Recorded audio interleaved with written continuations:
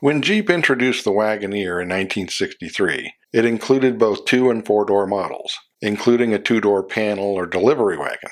But the 2-door sold poorly and was dropped after 1968. Then in 1974, AMC decided to bring it back as a replacement for the Jeepster Commando.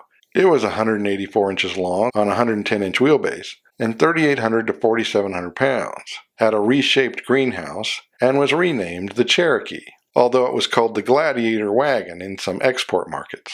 And to promote it as a recreational vehicle, it was dubbed a sport utility vehicle, the first use of the term. Packages were simply base and sport, with either a 4.2-liter 258 cubic inch straight 6 with 110 horsepower, or a 5.9-liter 360 with 175 to 195 horsepower. And it was available with Jeep's advanced Quadra-Trac with vacuum differential lock. Starting price was roughly $4,500, and sales averaged around $15,000 annually. 1976 added the Cherokee Chief, a wide-track off-road package with a standard 180 horsepower 360, and an optional 205 horsepower 6.6-liter 401 became available, making it the hot rod of the SUV market, capable of speeds over 100 miles an hour and a mid-17-second quarter mile, more than respectable for the period. The Golden Eagle appearance package was added in 1978, and horsepower would be up to 117 on the 6 and 210 on the 401, but down to 160 to 175 on the 360, only to see bigger declines for 1979, including the discontinuation of the 401, in no small part due to the 15.8 mile per gallon fuel economy standards for four-wheel drive light trucks. And the GM Turbo-Hydromatic 400 was replaced by a Chrysler 727 Torque Flight for automatic-equipped models. For 1980, the Golden Eagle was replaced by the Golden Hawk, and there was a new Laredo luxury package. And the Pioneer package of 1983 added even more standard features, primarily those of power assist. But it was the final year of the Wagoneer-based Cherokee, as the Wagoneer itself became the more luxury-oriented Grand Wagoneer. The new compact Cherokee had a unitized body connected to a boxed ladder frame, making it both rigid and light. Offered as both a 2- and 4-door, it was 167 inches long on a 101-inch wheelbase and weighed 2,800 to 3,100 pounds, meaning it was 31 inches shorter and 1,200 pounds lighter. It also had better ground clearance and approach and departure angles, making it one of the best off-roaders of the time. Power initially came from either a 105 horsepower 2.5-liter inline-4 or an 110 horsepower Chevy 2.8-liter V6. Packages were Base, Chief, Pioneer, and Wagoneer, which came with fake wood siding. Prices started under $11,000, and the Cherokee would find its way to Europe, while Jeep called it a sport wagon.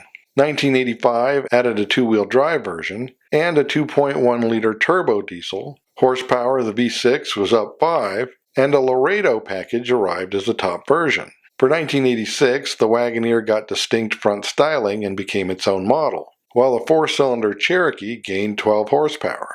There was a new, more luxury-oriented limited package for 1987, and power was up again, with the 4 increasing to 121 horsepower, and the 6 being replaced by Jeep's own 4-liter straight 6, initially providing 173 horsepower.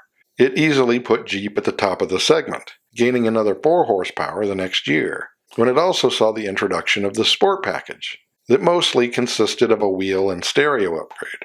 For 1991, the Wagoneer was replaced by the Briarwood, once again a Cherokee package, and horsepower increased to 130 in the 4 and 190 from the 6, still leading the segment. The Grand Cherokee was introduced in 1992 as a replacement for the nearly 30-year-old Grand Wagoneer. Marketed as a luxury SUV, it came in base, Laredo, and limited trim levels. It was 179 inches long on a 106-inch wheelbase and weighed 3,600 to 3,900 pounds, with prices starting at $19,000, or nearly $3,000 more than the Cherokee.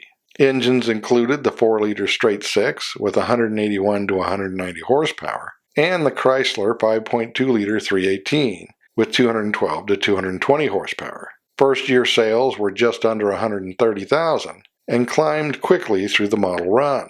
In regular Cherokees, the Briarwood would be upgraded in 1993 to become the Country, switching to two-tone over the fake wood look, and the next year the base model became the SE. There was a bigger 2.5-liter turbo diesel, raising output from 85 to 115, that could be used in both the Cherokee and the Grand Cherokee. 1995 would see the Grand Cherokee get a torque bump in the V8 from 285 to 300, and the base SE was dropped. But there would be an Orvis Designer Edition, and then a minor facelift and interior update for 1996.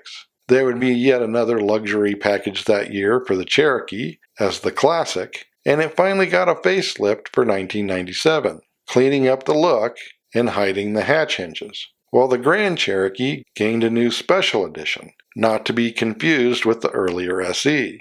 The V8 could now be had as a two-wheel drive, and there was a sporty TSI package that was more of an appearance and features package. But in 1998, it gained a real performance edition with the 5.9 Limited, powered by a 245 horsepower 360 V8. It was only offered for 1 year, as there was an all-new Grand Cherokee the next year, now 182 inches long and 3,800 to 4,300 pounds. The 4-liter carried over, up to 195 horsepower, with a new 235 horsepower 4.7-liter, 287 cubic inch V8. Priced from $26,000 to $36,000, sales hit an all-time high of $300,000 just for the Grand Cherokee. While the regular Cherokee got a Orvis Designer Edition, and the next year a Freedom Appearance Package. Both got a 60th Anniversary Edition for 2001, celebrating the creation of the military Jeep. The compact XJ Cherokee had become one of Jeep's most successful models, and after roughly 3 million had been sold, it was replaced, although it would continue to be produced in China and would develop a look of its own. The new Cherokee of 2002 was renamed the Liberty, but only in the US, and it tried to look more like a classic Jeep. It was 174 inches long on a 104-inch wheelbase, weighing 3,500 to 4,300 pounds. An 150 horsepower 2.4-liter inline-4 was the standard engine in the base sport model, while the Renegade Off-Road package and the well-equipped Limited used a 210 horsepower 3.7-liter V6. The Grand Cherokee saw restructuring of packages for cost-cutting, which also included the creation of a new top-line Overland package and a new high-output version of the V8, bumping horsepower to 265. Then there would be a Columbia Designer Series for 2003. The new Grand Cherokee of 2005 was up to 187 inches long on a 110-inch wheelbase and 4,700 to 4,800 pounds, priced from $2,800 to $42,000. Engines carried over, with the 6 being up to 215 horsepower and the V8 being up to 305. And there was a new 5.7-liter Hemi V8 with 325 horsepower, where outside the US, one could get a 215 horsepower 3-liter turbo diesel.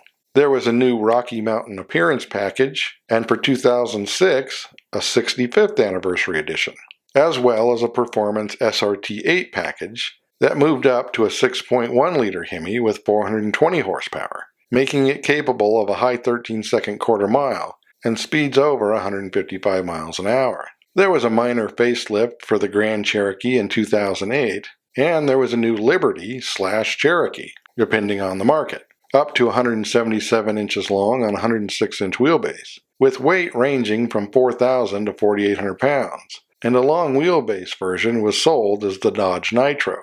The engine carried over with 210 horsepower, with a more squared-off look that was supposed to be reminiscent of the earlier Cherokees, initially only offered in sport and limited trim packages. But a Renegade dress-up package was offered for 2009, and then a Latitude for 2010, with chrome wheels, among other features.